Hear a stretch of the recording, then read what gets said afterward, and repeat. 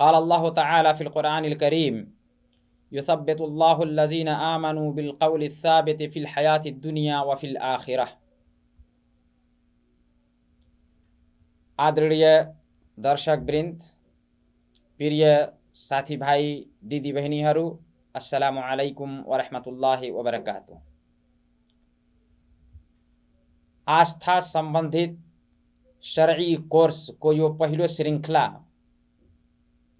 म तपाईको अगाडि उपस्थित भएको छु। आस्थाको अति महत्त्व रहेको छ। बिना आस्थाको, बिना विश्वासको कुनै पनि धर्म र कुनै पनि मत र कुनै पनि कार्यलाई सिद्ध गर्न सकिँदैन। र मानिसको आफ्नो कर्म र विशेष रूपले सुकर्मको प्रति आस्था भनेको विश्वास, पूर्ण रूपले विश्वास हुनै पर्छ। मनको एउटा आध्यात्मिक एउटा भावनालाई आस्था भनिन्छ र यो आस्था भनेको, जसलाई अरबीमा अकिदा भनिन्छ, यो अति महत्त्वपूर्ण कुरो किन हो भने हाम्रो यो अस्तित्वको मूल चालक चाहिँ हाम्रो मन हुन्छ। हाम्रो मनबाट जुन कुरो उत्पन्न हुन्छ त्यसैको आधारमा हाम्रा अङ्गहरूले पनि कार्य गर्छन्, कर्म गर्छन् र त्यसैलाई त्यसै विश्वास र त्यसै मनमा अडिग भएको अथवा मनमा सिर्जना भएको कुरोलाई, भावनालाई नै आस्था भनिन्छ। तर आस्था इस्लामिक शरीयतमा आस्था भनेको कुरो यति महत्त्वपूर्ण कुरो किन ठानिएको छ भने कुनै पनि कार्य यदि तपाईले गर्नुभयो अथवा जोसुकै व्यक्तिले गर्छ तर त्यसको यदि आस्था, विश्वास राम्रो भएन भने त्यसको कर्महरू व्यर्थ जानेछन्। त्यसले गर्दा कुनै पनि कार्य गर्नुभन्दा पहिले मनबाट त्यसको सही सिद्धान्त र सही विश्वास र सही आस्था हुनु जरुरी छ। र आस्थावादीहरूको लागि अल्लाहले इमानवालाहरू, इमानको जुन आस्था र विश्वास छ तिनीहरूको लागि अल्लाहले पवित्र ग्रन्थ कुरआनमा भन्दै त्यसको विषयमा जानकारी दिनुभएको छ। त्यसको महत्त्वताको विषयमा युसब्बितुल्लाहु अल्लज़ीना आमनू बिल क़ौलि साबिति फ़िल हयातिद दुनिया व फ़िल आखिरह, कि अल्लाहले चाहिँ इमानवालाहरूलाई सत्य निष्ठाका साथ तिनीहरूलाई संसारको जीवनमा पनि र महाप्रलय मरेपछिको जीवनमा पनि अल्लाहले दृढ पारिदिनुहुन्छ अथवा एउटा सही विश्वास लिएर जीवन बिताएको, इमान ल्याएको व्यक्तिको अल्लाहले त्यसको मनलाई अठोट तरिकाले आफ्नो सही कर्ममा र सही कुरोमा त्यसलाई अल्लाहले असल पारिदिनुहुन्छ र दृढ पारिदिनुहुन्छ। आस्थाप्रति मैले किन भनेको तीनवटा कुराहरू विशेष रूपले हामीलाई जान्नु जरुरी छ। सबभन्दा पहिला हाम्रो मन, हाम्रो यो शरीरलाई कोले बनाउनु भएको छ? हामी भन्छौँ ईश्वर, अल्लाह, रब।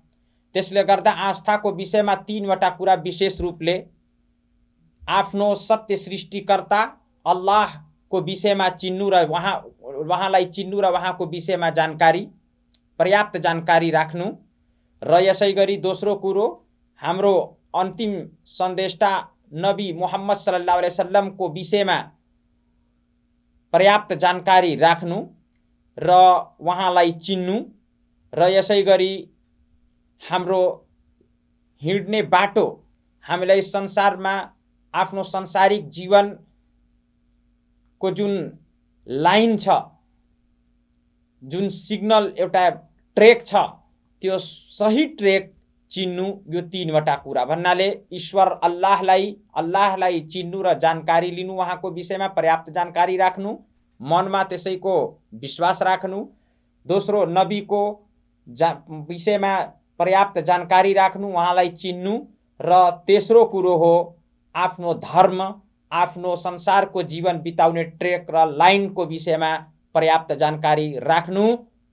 यो तीनवटा कुराहरूमा सबभन्दा पहिलो कुरो अल्लाहको विषयमा जानकारी र अल्लाह सम्बन्धित कुराहरू विशेष जानकारी लिएर त्यसैलाई आफ्नो मनमा अठोट तरिकाले त्यही विश्वास राख्नु, यो भनेको चाहिँ पहिलो कुरो हो रबको विषयमा, ईश्वर अल्लाहको विषयमा जानकारी र उहाँलाई चिन्नु। अल्लाहले अबू हुरैरा रज़ियल्लाहु ताला अन्हुको हदीस हो, उहाँले भन्नुभयो कि तला रसूलुल्लाह सल्लल्लाहु अलैहि वसल्लम, अल्लाहको नबी सल्लल्लाहु अलैहि वसल्लमले यस आयतको तिलावत गर्नुभयो। कुन आयतको? युसब्बितुल्लाहु अल्लज़ीना आमनु बिल क़ौलि साबित फिल हयाति दुनिया व फिल आखिरह। अल्लाहले सत्य निष्ठाका साथ इमानवालाहरूलाई सत्यनिष्ठाका साथ अल्लाहले धैर्य पारिदिनुहुन्छ अथवा धैर्यता प्रदान गर्नुहुन्छ। कहाँ? फिल हयाति दुनिया, यो संसारको जीवनमा पनि, व फिल आखिरा, र मरेपछि अन्तको जीवनमा पनि। त अबू हुरैरा रज़ियल्लाहु ताला अन्हुले यस आयतको सन्दर्भमा भन्नुहुन्छ कि इजा क़ील लहु फिल क़ब्र, किनकि मर्ने बित्तिकै व्यक्तिलाई जब कफन दफन गरी त्यसलाई दफनाइदिइन्छ, त्यसको अन्तिम सन्तेष्टि गरिदिइन्छ भने त्यस गर्ने बित्तिकै त्यसलाई जीवित पारिन्छ। फरिस्ताहरू आएर त्यसलाई तीनवटा प्रश्न सोध्छन्। ती तीनवटा प्रश्न विशेष प्रश्न हुन्। मन रब्बुक, तिम्रो ईश्वर, तिम्रो अल्लाह को हुन्? यदि व्यक्तिले अल्लाहमाथि इमान ल्याएको छ भने, आफ्नो ईश्वरलाई संसारको जीवनमा ज्ञान लिएर त्यसै आस्थामा आफ्नो जीवन निर्वाह गरेको छ भने त्यसले भन्छ रब्बी अल्लाह, मेरो रब अल्लाह हुन्। र यसै गरी दोस्रो प्रश्न, वमन नबियुक, तिम्रो नबी चाहिँ को हुन्, जसलाई तिमीतिर अल्लाहको तर्फबाट सन्देशवाहक बनाएर पठाइएको थियो, वहाँ चाहिँ को हुन्? वहाँको विषयमा तिमीलाई जानकारी छ, चिनेको छौ कि छैनौ? यसै गरी तेस्रो प्रश्न, वमा दिनुक, तिम्रो दिन चाहिँ कुन हो? र यदि त्यो व्यक्ति अल्लाहमाथि विश्वास गरेको छ भने भन्छ रब्बी अल्लाह, मेरो रब, मेरो ईश्वर, मेरो अल्लाह हुन्, मेरो सृष्टिकर्ता अल्लाह हुन्। र इस्लाम धर्ममा कायम रही आफ्नो जीवन बिताएको छ भने भन्छ मेरो दिन, मेरो धर्म चाहिँ इस्लाम रहेको थियो र इस्लाम नै हो। र यसै गरी तेस्रो प्रश्न, वमन नबियुको उत्तर दिन्छ, तिम्रो नबी को हुन् सोद्धाखेरि भन्छ नबी मुहम्मदुन सल्लल्लाहु अलैहि वसल्लम, मेरो नबी चाहिँ अन्तिम सन्देष्टाको रूपमा जसलाई अल्लाहले हामीतिर पठाउनु भएको थियो, वहाँ चाहिँ हाम्रो नबी मुहम्मद सल्लल्लाहु अलैहि वसल्लम हुन्। भन्नाले यो चाहिँ त्यहाँ पनि प्रश्नको उत्तर दिन सक्छ जसले इमान ल्यायो। ती मुमिनहरू, इमान ल्याउनेहरूको अल्लाहले उहाँलाई धैर्यता र दृढता प्रदान गर्नुहुन्छ, यहाँसम्म कि मरेपछि पनि उसले फरिस्ताले सोधेको प्रश्नको उत्तर दिनमा सफल हुनेछ। यो र अल्लाहको विषयमा जानकारी र अल्लाहलाई चिन्नु, यो चाहिँ अति अनिवार्य हो। हरेक मुस्लिम व्यक्ति, हरेक व्यक्तिमाथि यो अनिवार्य हुन्छ कि त्यसले आफ्नो सत्य ईश्वर, आफ्नो अल्लाहलाई चिनोस्, उहाँको विषयमा जानकारी राखोस् र त्यही जानकारी अनुसार नै त्यसले आफ्नो विश्वासलाई, आफ्नो अकिदा र आफ्नो आस्थालाई बलियो बनाओस् र विश्वास यस कुरामा राखोस्। किन राख्नु पर्छ? किनकि यो जानकारी लिएपछि त्यसले यो जानकारी राख्नुपर्छ, यो ज्ञान राख्नुपर्छ कि त्यसले आफ्नो ईश्वर अल्लाहकै मात्र इबादत र उपासना गर्छ। अल्लाहसँग कसैलाई, कुनै चिजलाई, कुनै सामग्री, कुनै बोट बिरुवा, कुनै अन्य सृष्टिलाई साझेदार ठान्दैन। वहाँ मात्र एक अल्लाह नै पूजा उपासनाको पात्र छन् र पूजा उपासनाको योग्य छन् भनेर त्यसले जानकारी राख्नुपर्छ। जब त्यसलाई सोधिन्छ मन रब्बुक, कि तिम्रो रब को हुन् भने त्यसले भन्नु पर्दछ, यति ज्ञान हुनुपर्छ कि त्यसले भनोस् कि रब्बी अल्लाह, मेरो रब चाहिँ अल्लाह हो जसले मेरो सृष्टि गर्नुभयो, वो अल्लाह हुन् जसले मेरो सृष्टि गर्नुभएको छ र यसै गरी मेरो मात्रै होइन बरु सम्पूर्ण संसारको सृष्टि उहाँले नै गर्नुभएको छ। यो विश्वास र यो ज्ञान राख्नुपर्छ र यो आस्था मनमा हुनुपर्छ।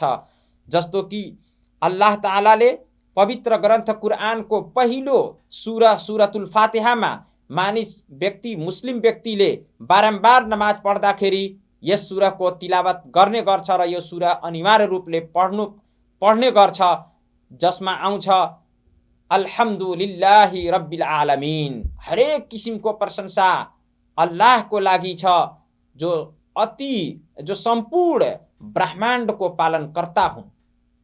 भन्नाले सम्पूर्ण ब्रह्माण्डको सृष्टिकर्ता र पालन पोषणकर्ता अल्लाह नै हुन् भने यो कुराको जानकारी राख्नुपर्छ। र रब भनेको, यस रब्बिल आलमीनको रब भनेको अर्थ नै यही हो कि अल्लाह नै उपास मात्र एक पूजनीय, सब हरेक कुराको मालिक र जे चाहे भनी गर्नेमा सामर्थ्य, यस संसारको सिस्टममा गर्नुमा सामर्थ्य उहाँ मात्र एक अल्लाह हुनुहुन्छ भन्ने कुराको संज्ञा हो यो, र यसको अर्थ यही हो। अब आउँछ प्रश्न, हामीले कसरी जान्यौं, हामीले कसरी चिन्यौं कि हाम्रो रब चाहिँ मात्र एक अल्लाह नै हुन्, हाम्रो रब, हाम्रो सृष्टिकर्ता मात्र एक अल्लाह हुन्? त हामीले आफ्नो रबलाई र यस तरिकाले जानौं, हामीले आफ्नो रबलाई, अल्लाहले, हाम्रो रबले यो संसारको जुन सृष्टि गर्नुभएको छ र हामीलाई जुन सृष्टि गर्नुभएको छ र अल्लाहले दिएका जुन निशानीहरू यस पृथ्वी र यस आकाश र भित्र यस वातावरणमा जुन आकाश र पृथ्वीको बीचमा छन् र पृथ्वीमा छन्, यी सबै अल्लाहले सृष्टि गर्नुभएको निशानी हुन्। जस्तो कि अल्लाहले र उहाँकै अल्लाहकै निशानीहरू मध्ये रात र दिन पनि हुन्। रात हुनु, दिन जानु र यसै गरी दिन उदय हुनु अनि रात यास्त हुनु, यो एउटा प्रमाण हो कि हाम्रो कोही न कोही रब र कोही न कोही अल्लाह छन् र यो जसको आदेशले यो संसार चलिरहेको छ। त्यसले गर्दा अल्लाहले पवित्र ग्रन्थ कुरानमा भन्नुभएको छ, वमिन आयातिही अल्लैलु वन्नहार वश्शम्स वल्कमर, अल्लाहका निशानीहरू मध्ये नै रात पनि हो, दिन पनि हो, सूर्य पनि हो, चाँद पनि हो। भन्नाले चन्द्रमा, सूर्य, दिन र रात यी सबै अल्लाहका निशानीहरू मध्ये हुन्। अल्लाहका निशानीहरूले गर्दा यसले हामीलाई यस कुरामा बाध्य बनायो कि हामी आफ्नो एक ईश्वर अल्लाहमाथि विश्वास राखौं। हामी चिनौं कि यो सबै कुराहरू, सबै थोकलाई चलाउनेवाला कोही न कोही एक छन् जसलाई अल्लाह भनिन्छ।